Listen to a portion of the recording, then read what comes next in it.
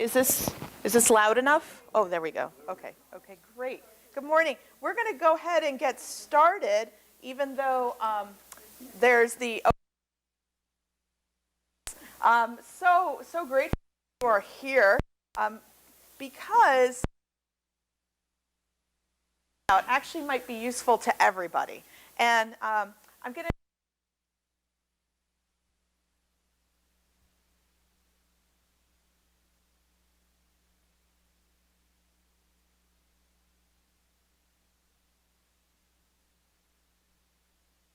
you actually would want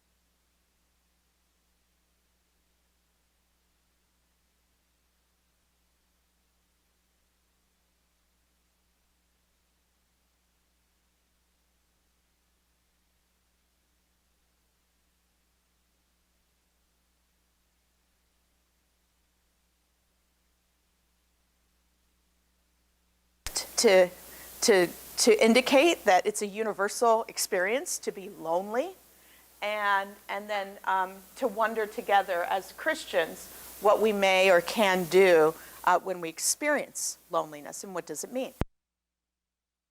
Last week,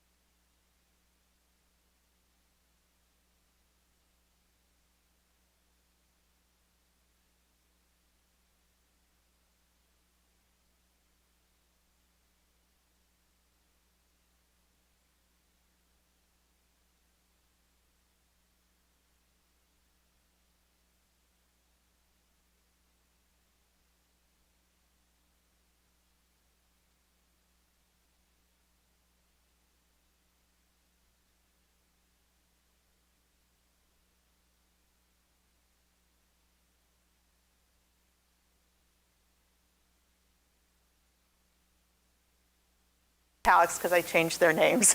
So it's Mary and Joseph, okay? Joseph has a daughter living nearby who is able to visit weekly. Mary's daughter is out of town and only manages to visit every second month. So how many of you know someone who is in assisted living?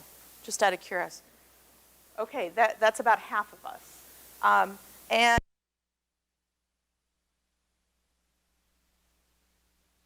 living is pretty significant in a person's life. If you haven't experienced it, you need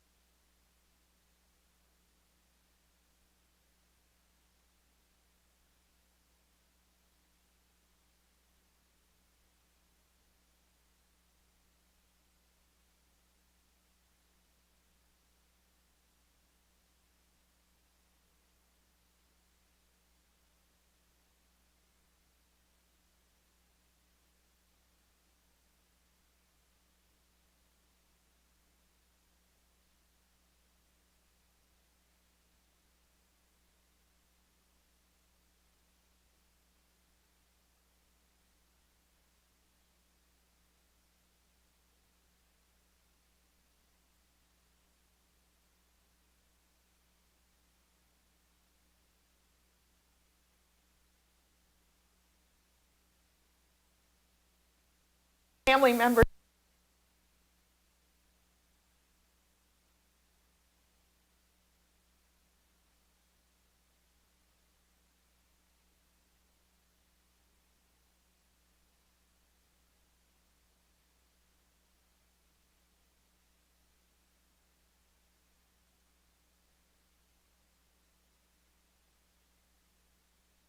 And leaving me alone again. Okay, all right, so this is the case study. This is a real life situation of people that, that Barry and Regina know. Barry and Regina went to church with them, and so they were their fellow Christians. And so here are the questions that Barry had. 1, how can we help our friends other than by visiting them more often and providing some communication channels to their family loved ones? 2, that question is motivated partly by paying it forward. What can we do now and in the future to help ourselves when we too find ourselves in similar circumstances? Now, I'm looking around. Many of us are over 50, right? And so this is becoming a reality for us. I just did a database search the other day to find out how many of us in this congregation are 80 and above. I think it's 180 of us. And then 75 to 79, 125. So this is a real life question for much of our population. And finally, number 3, is there hope in better electronic communications? Joseph spends several hours a day on the internet reading news publications. Mary stares blankly at the TV. Okay? So, take a deep breath. We're gonna go to Joan Chittister and see if we can find some answers to these very difficult questions, and then have a conversation. Are there any thoughts you want to share before we go ahead and into the sort of the depth of the abstract?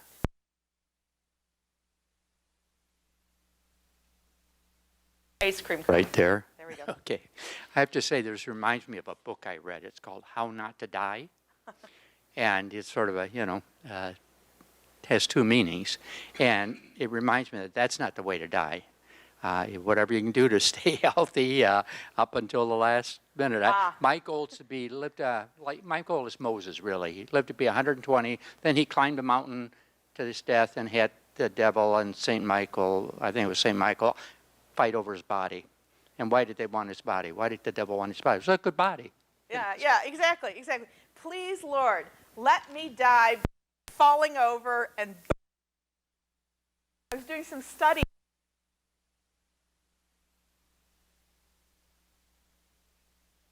He died.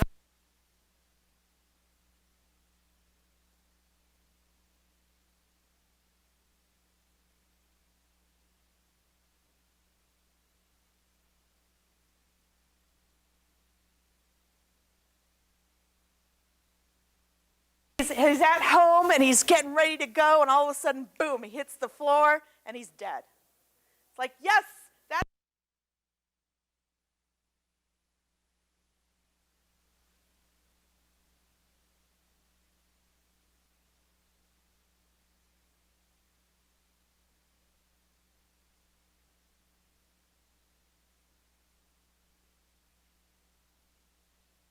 Go ahead and talk about the issue. Sorry, Hunter, go ahead. Hi, I was just going to...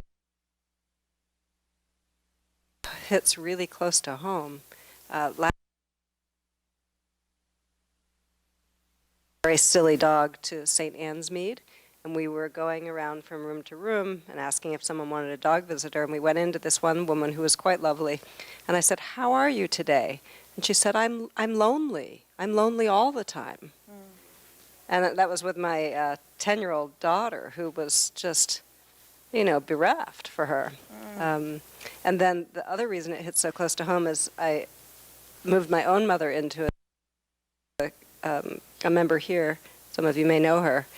And She lives in a really nice place, right? It's like the best you can find around here. And it's awful. And, when she first went there, she was down. She was really depressed. And so she went to a therapist, and the therapist said, you're grieving. And I was like, bullshit. Like, what are you talking about? This is the nicest place. You're the highest functioning in this environment. You have no limitations. You even have a car. Who in assisted living gets to drive a car? You have all the, stop whining. And then this has been, I don't know, she's been there almost a year. And I see her all the time.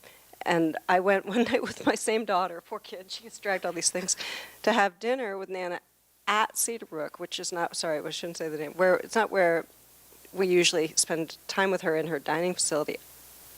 Oh my gosh, the grief she must feel. And I felt like, how could I have lacked such empathy for that experience? I was only trying to force her to be better, to seize life, to be grateful, to feel her faith and her autonomy, which she still has, even though someone comes into her room several times a night to make sure she hasn't fallen out of her bed. So your question, Barry, all these questions about what else can we do, how can we avoid these things ourselves, what else can help, they're also apt. And empathy was maybe the thing that stuck out to me that I have been lacking most, even though I think I feel for her daily, right, and act in as many ways as I can. I thought I didn't get it until I literally sat in her shoes for the bad dinner. Yes, thank you, Hunter. It is a completely different experience.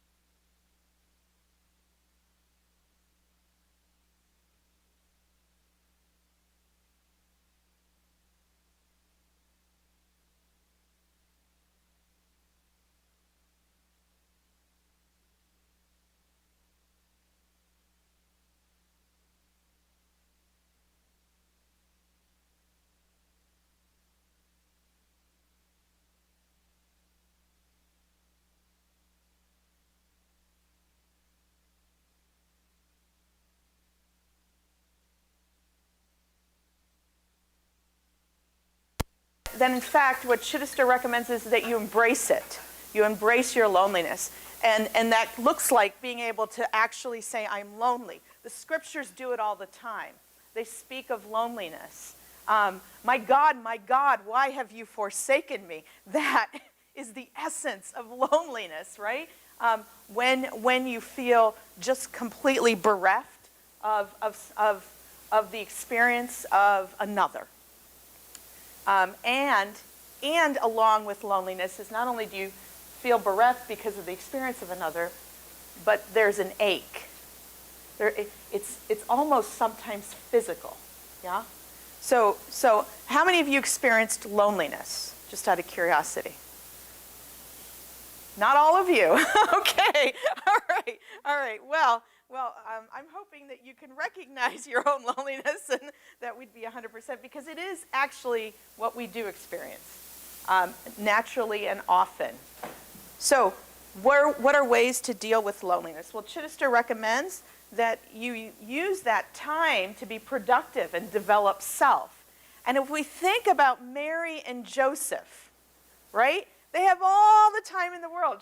Mary and Joseph don't have to do house cleaning. They don't have to clean. They don't have to, mow the lawn and take care of the gutters or anything like that. They have all of those things have been taken care of. They don't have to cook. So they have all this time in the world, right? So how should they be combating loneliness? Well, they should be bettering themselves. Now, I think that if we apply that vision to all kinds of loneliness, we actually miss what happens when we're lonely. So I actually don't agree with that. In fact, here's what I've noticed with people who are in assisted living, as we're looking at this as a case study. When you are in assisted living, you are dealing with multiple issues. First, the truth is you're aging. And because you're aging, your capacity and your abilities have changed.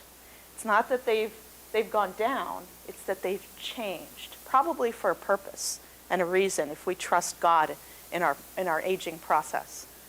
So that's the first thing. The second thing is that you actually do have physiological things that are happening to you that can affect you. So even if your brain is fine and you didn't have a stroke, you have cancer. You know? And the cancer is actually pretty profound in taking all the energy in your body and using it for its own purposes. So you're tired. You're also dealing with multiple drugs that are going in your system, and you're having difficulty with all of the stimuli that you have. So for you to think that, well, I'm lonely, therefore I should do something about it and embrace it and make me a better self, may not be helpful for Mary and Joseph. Do you agree? Do you disagree? Yeah, agree. Okay. All right, great. So maybe we'll hold on to that idea for them. Now, loneliness is a call to care for others also. Because you're lonely, you understand that you need someone, and so why not go out and embrace other people's loneliness, and then you don't have to be lonely anymore, right? You're together. So Mary and Joseph haven't done that. Now, they are in the perfect scenario. I mean, if you think of it, when I first kind of got my head around assisted living, I thought, wow, this is what Christians want all the time, to live together, right? In unity, in harmony. And here it is, and it exists in this really cool thing. You have one little apartment, you walk out of the apartment, and there's hundreds of other people right there. Like, you know, this should be what every Christian desires. I know you always think, Lord, let me go to assisted living, right? because I can then live my Christian life with one another. Well, here's what I've noticed what happens. There's disorientation in assisted living. Now, this is a little bit different than independent living. When you're in independent living, you have a little bit more wherewithal to know what you're doing. You can create groups and everything. But as soon as you kind of move to assisted living, your capacity to handle new relationships changes. Now, it's not that it doesn't happen. It can happen. But oftentimes, you're dealing with relationships with your caregivers, which then form a different kind of community. You're dependent on them, right? So the loneliness still exists, even though you're surrounded by people. Some have figured out how to create friendships, but you can't choose your neighbors in assisted living, right? You're stuck with who you are. And so for Joseph and Mary, they are in some of the finest facilities that exist here, and yet still experience the isolation. Yeah? Okay. Loneliness is painful.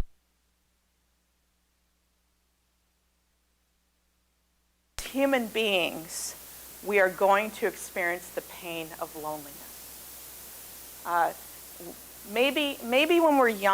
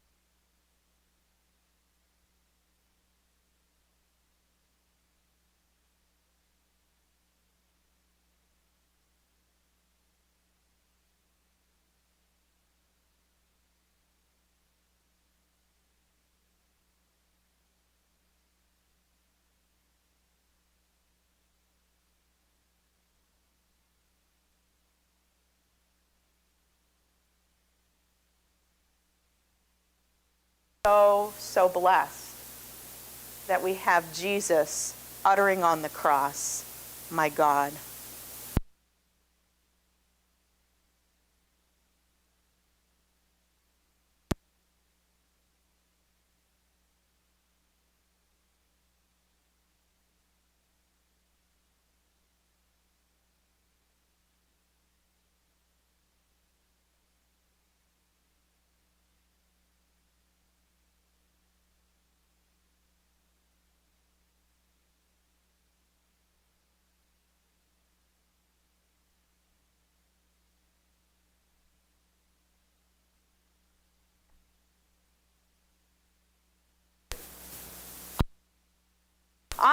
Okay.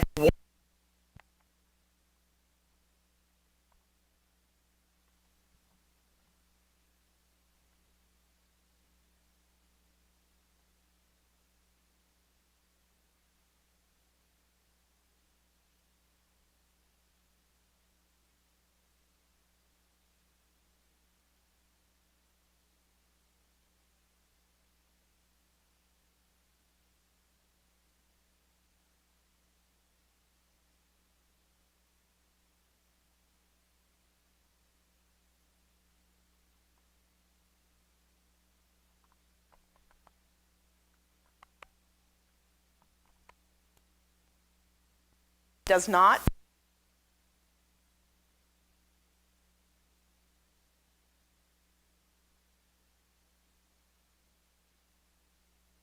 And let me just really quickly, this is a longing. This is what they're trying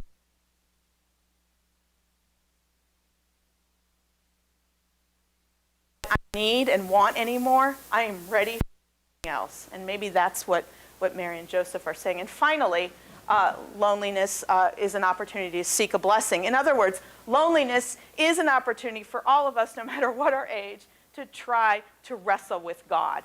God, why am I going through this? Why am I feeling this way? And that wrestling and talking to God produces a blessing. Now, I say that with the caveat that sometimes when you're lonely and you're like Mary and Joseph in assisted living, you may not have the capacity to do so, right? But none of us, as far as I know, are in assisted living yet, yeah?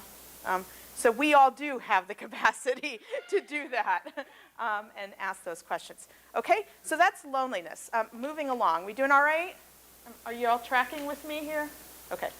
I just want to really quickly go over love, rather friendship and love, and then I want to move into separation, because I think separation will be much more helpful. Yeah, isn't that great? Yeah, forget about friendship and love in Mary and Joseph's situation. I think separation will actually help illuminate stuff. So according to Chittister, in order to be a friend to someone, you actually are getting rid of your self needs and focusing on the other, right? That's what friendship is. Friendship is letting go of yourself and focusing on the other, according to Chittister. So that process of stop thinking about self, look at the other, kind of what Hunter was talking about as she walked in her mom's shoes, that it really isn't about you and your stuff. And so to be a friend is to let go of self and walk in the other. Very much what Barry and Regina are doing. I mean, you know, what struck me about your story, as authentic and humble as you are, is they're not family, they're churchgoers. They were his church family. And they had a friendship here in church. Now they're in assisted living, and Barry and Regina still consider them friends and feel responsible and want to be with them. I applaud your love for them. And I hope that all of you will love me that much when I get that age and come and visit me. Really, the idea of friendship is what Barry and Regina here are showing as an example. Okay, love on page 3 is very similar in that that you are, you actually need to know yourself, according to Chester, know yourself, recognize your, and in that space, go and love somebody. So what strikes me about this move, about love, is that it's humiliating, right? In the most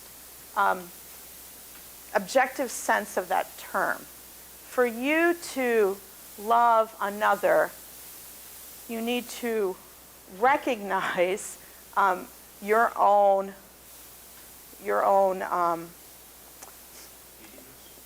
neediness. Good. Yes. Yeah.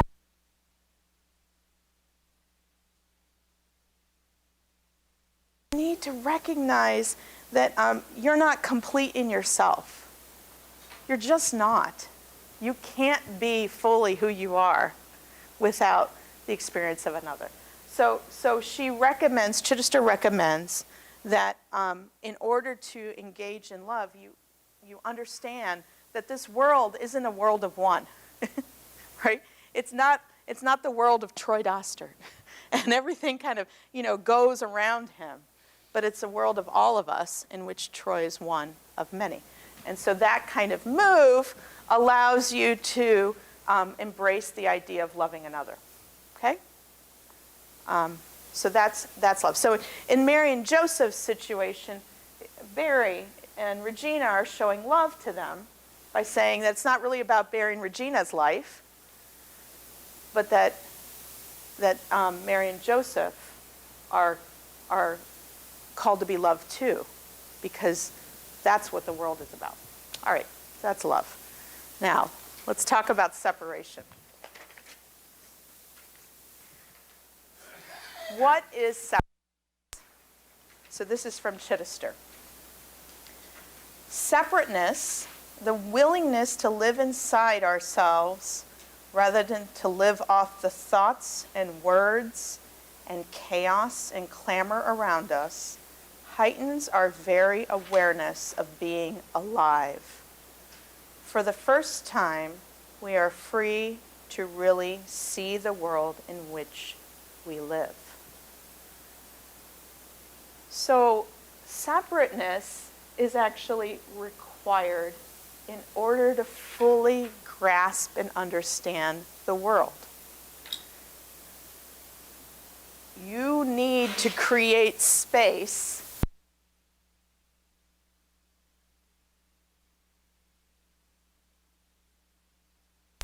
friendship and love. So one could argue that in fact Mary and Joseph are in the world of separateness right now.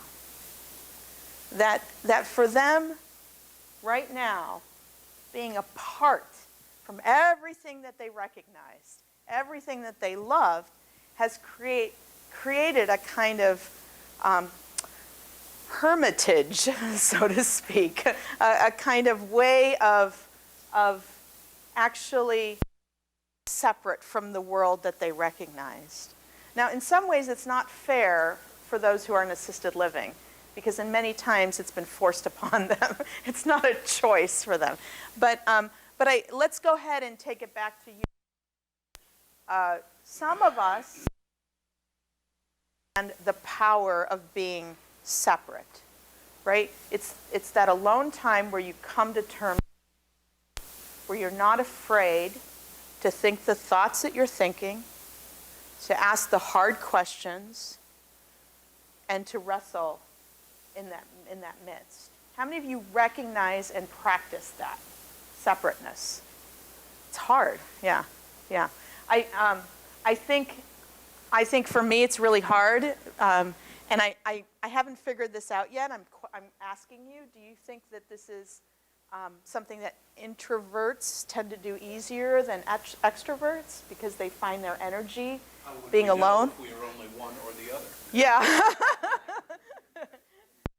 I agree. Yeah. I'm looking at I guess the third paragraph. We're still on page 4, right? Yeah. or am I jumping your gun? Well, do you want to read paragraph 2 and then 3? Can you Okay. read it out loud? Sure. Why do we need separateness? Our lives are so full that we miss the fullness of emptiness itself. So accustomed have we become to the false fullness that comes with noise, the pressure of strange masses of people, the loss of physical space, and the mental chaos that comes with the unending technological availability, that we have lost our awareness of the gift of disjunction, of a sense of pure selfness, and the genuine fullness of soul it brings.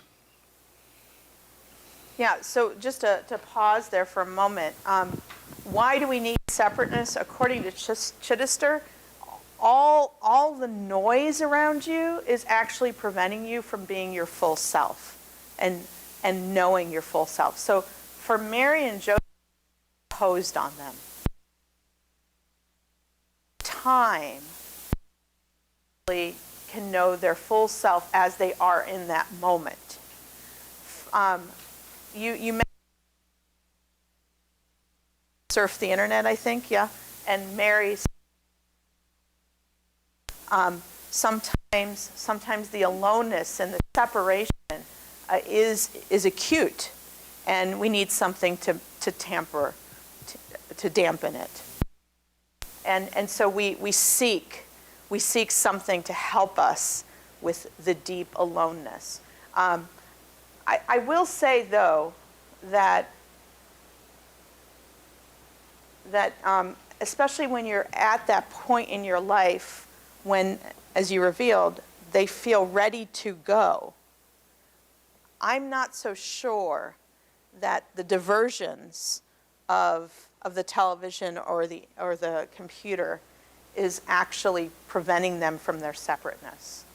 And I say that because what I have witnessed, and you tell me what you all have witnessed, I have witnessed that oftentimes when someone is getting close to end of life, they no longer actually need to ask these hard questions. They just want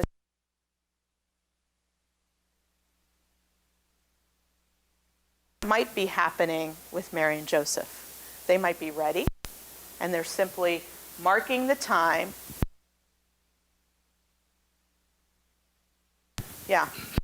In this position, right, in this ready to go, one of them basically said that their faith said that God put them on earth to make this world a better place, and they can no longer do that. Okay. Right. So therefore they're ready to go. Okay. We've known somebody else who also reached that conclusion, and so she decided she wasn't going to eat anymore, and she essentially starved herself to death. Another one had a urinary tract infection and refused to take any medicine, and that basically debilitated her and helped her go. What does our faith tell us about these kind of actions? Wow. There are so many questions. I don't even know where to start. Thoughts from others? I mean, yeah, oh, Mother Imogen. Oh, Mel and then Mother Imogen, sorry. Mel was the one I was Yeah. pointing to, so he can get it. I would like to think that, Switched it off. how about now? So I think when we talk about somebody that's in assisted living, we're starting at the wrong place in terms of trying to answer Barry's question. You have to go back before that's where you're at. And I believe, my experience tells me, that the time to have some of these dialogues with your spouse, with your community, is why there's still time to alter the outcome. And if you're at peace when you get to that phase, it'll show. And if you're not, that will show as well. And what he described as a graceful way, so I just want a graceful way, I'm waiting. I think you have to be at peace to feel that. And then separation takes on a different meaning, as opposed to I ain't going until they carry me out of here. And then separation is a bad thing, even though we all need that. And so the time is now. That's the time to prepare for these things that we all, ultimately, we all have to do. And so if you're sitting there at the next stage group down saying, I wished I would have, or I hope I do, you better get with it, because you only have so much runway until you're on the other side of that. Good, thank you, Al. I thought that was incredibly wise to say that now is the time for us to be asking all these questions about how it should look. And let me say to you, practically speaking, please do not be afraid to have those conversations with the people in your life who may be responsible for caring for you. Please do not be afraid. It is a holy conversation. I encourage it. I strongly recommend it as your priest and as a fellow sister in Christ. How would you like someone to care for you as you begin to lose your abilities? And then where do you stand right now with your understanding of self and your relationship with God, and what do you need to work on? Okay, those were all great pieces. I'm running out of time, and I really want to go ahead and hit the point, I think, as I prayed on your question, Barry, that helped me understand it. And also because I've had a little bit of experience with this. As you well know, I've just said goodbye to a third parent. Troy and I had our 4 parents living here, and now only one is alive, and he's in memory care. So we've had a little bit of initiation by fire on how to deal with understanding as the outsider what it's like for someone who's in assisted living. So here's some of the wisdom that Troy and I have learned. The first thing I have learned is that our baptismal vows still hold. And one of our baptismal vows is we promise to respect the dignity of every human being. We promise to respect the dignity of every human being. Now, how I have experienced that, living it out in my Christian life, is that that person has every right to live their life the way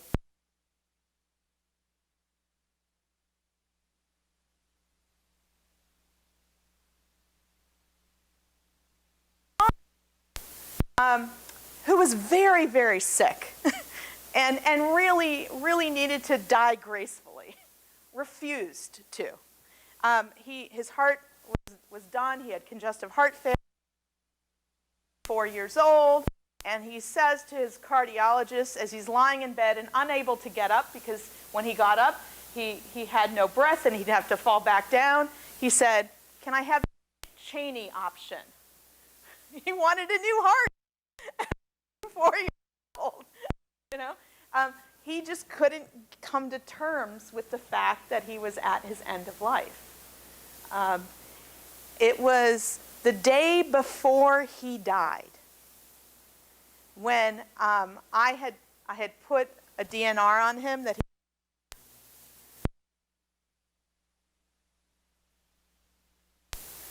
and so on and so forth. The day before he died, when I finally came to terms with the fact that I respect the dignity of my father, and I went to his room and I said, "Dad, I'll do everything I can to keep you alive." And he looked at me and he said, "I've had a vision. I saw myself above my body, and I know I have no more time. I'm at peace." And he died the next day. What I didn't do in the beginning was respect the dignity. I didn't respect his way of wanting to do this. Mary and Joseph need to be respected. However they want to do this is your call to affirm it, even if they vacillate back and forth. Because you are going to be in the same position, and I am going to be in the same position. We're all going to be wanting something and deeply desiring it.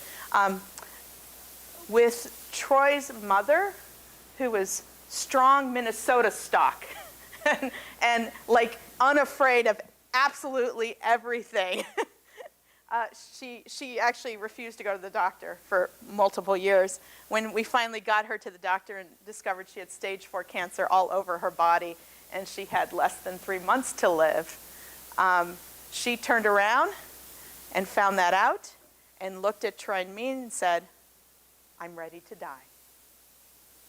And she wasn't kidding. We postponed it by trying to get some stuff fixed in her, and that probably wasn't the right thing to do. But that's what we did. And she was ready to die, and sure enough, she went. So all of this is just anecdotal in the sense that our calling as we care for others, and Barry and Regina, as you care for your beloved sister and brother in Christ, Mary and Joseph, is to respect their dignity. The other thing I want to lift up is that they are widows. He's a widower and she's a widow, yeah? And the scriptures spend a lot of time lifting up widows. Now, I always thought that they lifted up widows because in ancient society, widows really didn't have any kind of purchase to care for self. So they were the most vulnerable in society. They needed help. They needed others' kindness in order to live. However, having now seen and watched people who have become widowed, what I now know is that there's something beyond that. When you lose your life partner, it is very, very difficult. It is almost devastating. And that is why I believe that God raises up those who are widowed. So today, I'm just going to plead that part of our Christian walk is to reach out to those who have been widowed and be with them and companion with them, which simply means to walk. Companion actually means to share bread with, doesn't it? Yeah. Yeah. Okay. So I for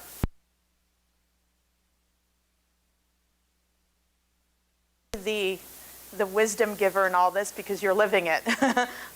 Any last thoughts, Barry? Or I still don't know what it tells me. yeah, yeah. Well, and maybe some of the wisdom in this group can help you too. But I think what